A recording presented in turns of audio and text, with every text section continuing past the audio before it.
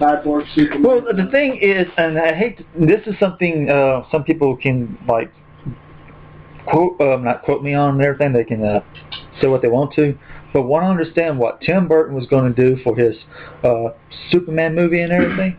It was going to involve like that storyline and everything, and also Batman was supposed to be in that story, and Michael Keaton was signed up to be Batman in that movie. What I liked about I read a few of those comments, the ones with the multiple Supermans trying to take place of the Superman that fell. It made it more dark, gritty. It seemed like everyone's hope, which was Superman, is gone, and now people are trying to find that new hope. Everyone's trying to fight. Exactly. Well, DC took a different approach than like Marvel and everything. When it comes to the DC TV universe and movie universes are completely two separate things, and I hate that because the guy who plays the Flash is a great Flash. Mm-hmm. But if you watch Batman vs Superman and you see the guy who's playing the Flash in that, to me, that's not the Flash.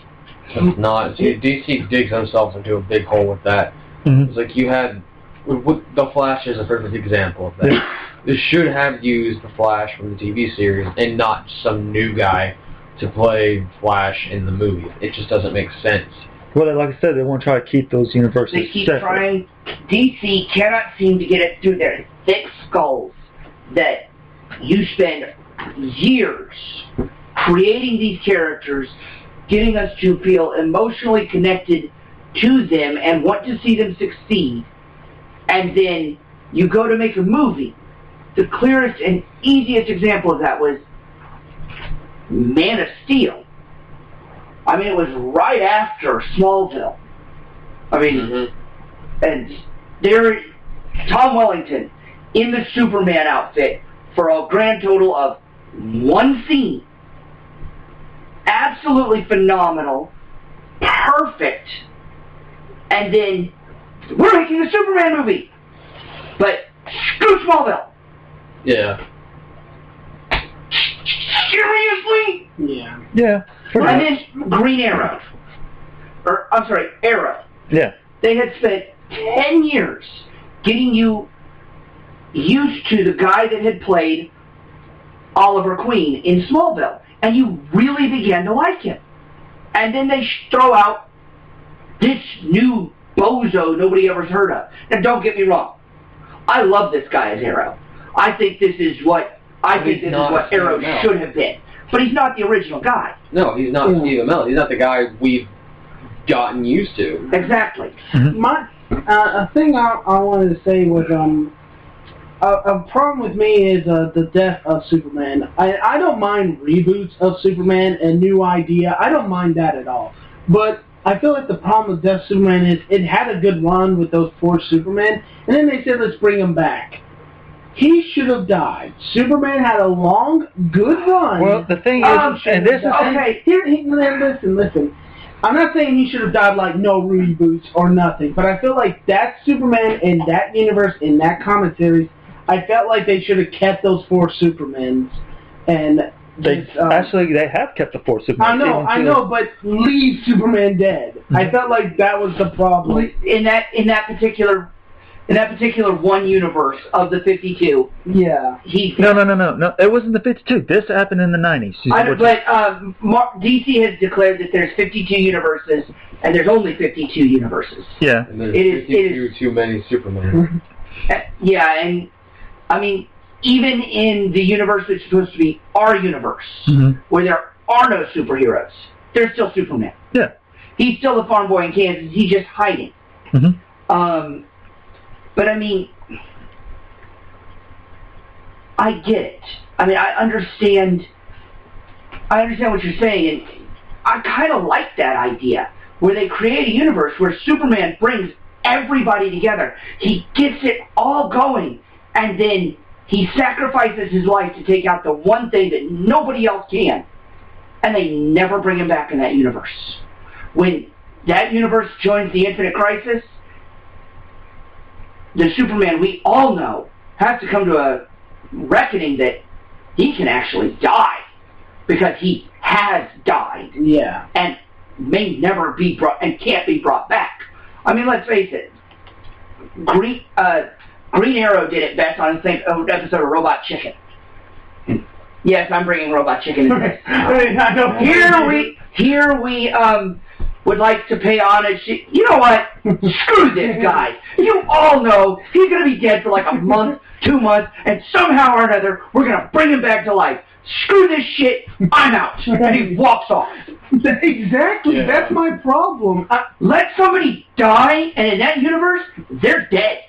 They don't come back. I understand this is fantasy. I'm going to bring up epic rap battles when the rap battle between the authors of Game of Thrones and Lord of the Rings. Exactly. George R.R. Martin, J.R.R. Luke. It's fantasy. It shouldn't be considered real, and that's why they bring back to the life. That's understandable, but I feel like DC's done it too much. Just put them to sleep. Just let them sleep. I just want to get a pillow. Okay, let's go on with something else because, like I said, DC is doing the whole new Rebirth series and everything that's coming out.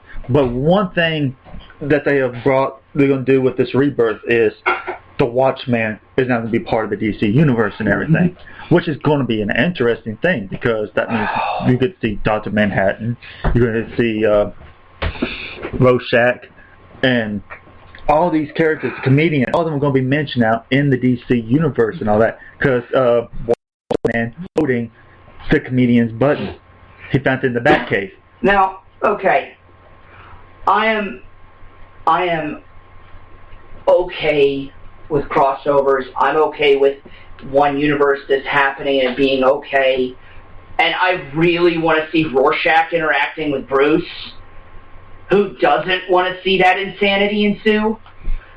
And I would like to see Dr. Manhattan interacting with Martian Manhunter. Oh my goodness gracious. That would be epic. That would be great. And maybe Bat hunting the comedian.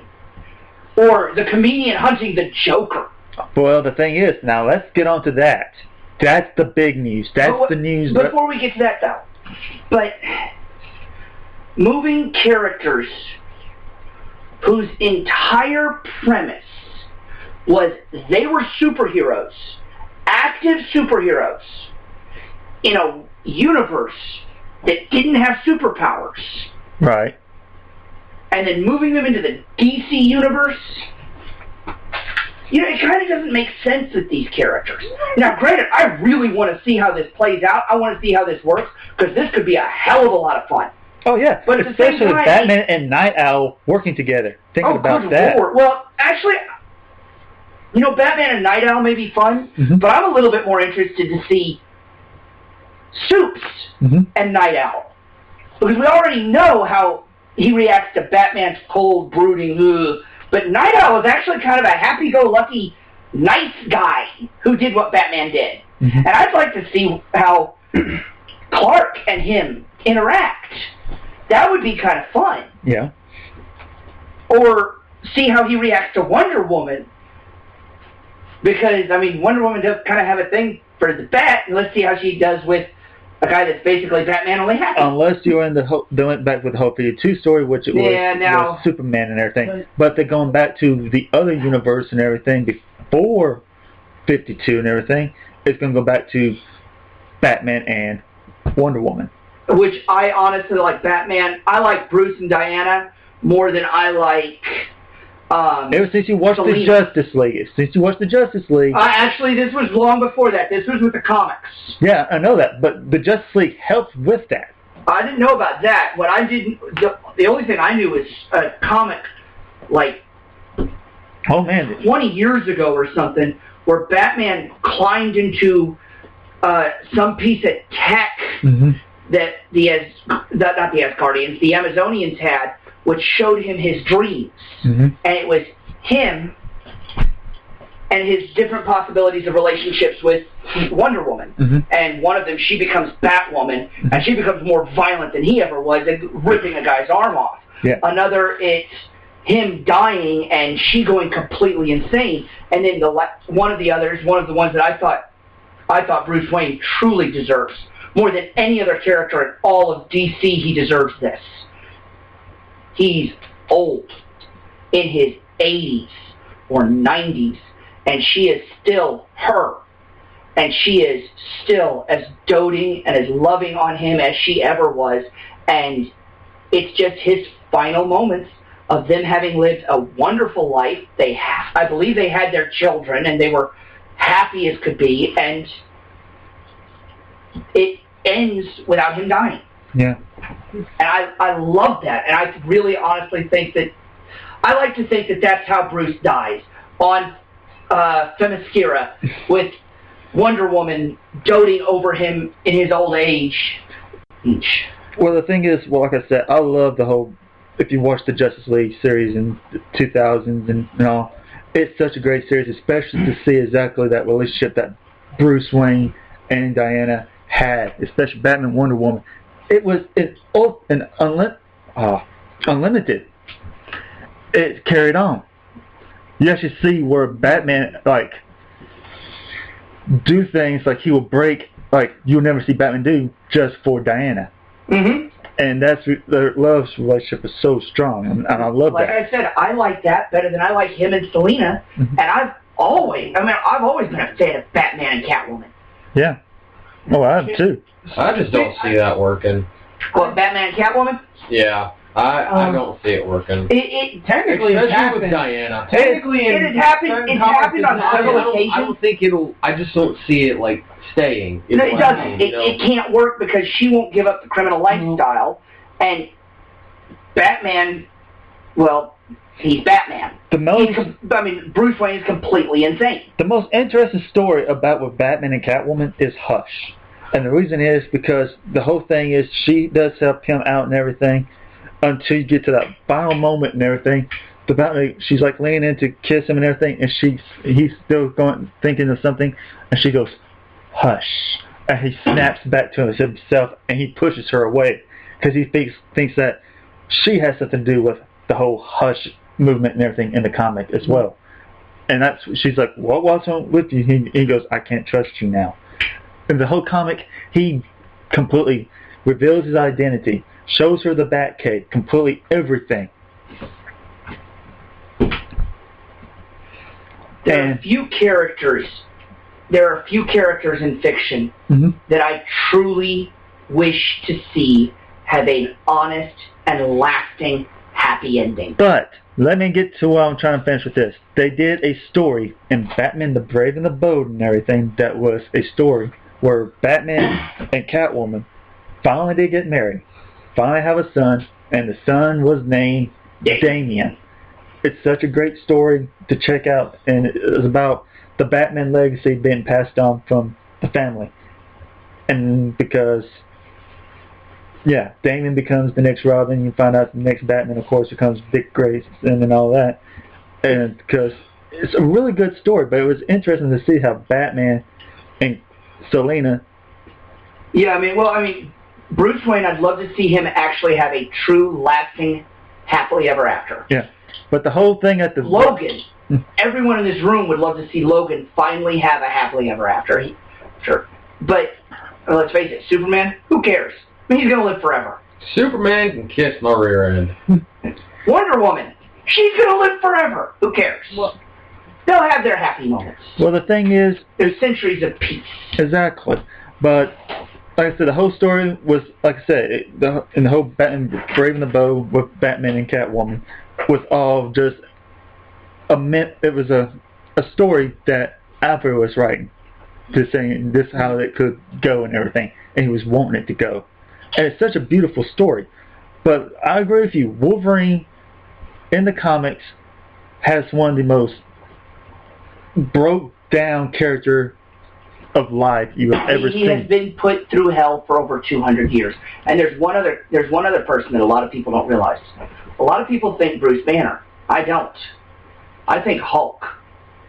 Hulk had everything he ever wanted on Planet Hulk. He had a wife who loved him. He had a people who adored him. He had a child who was to be born.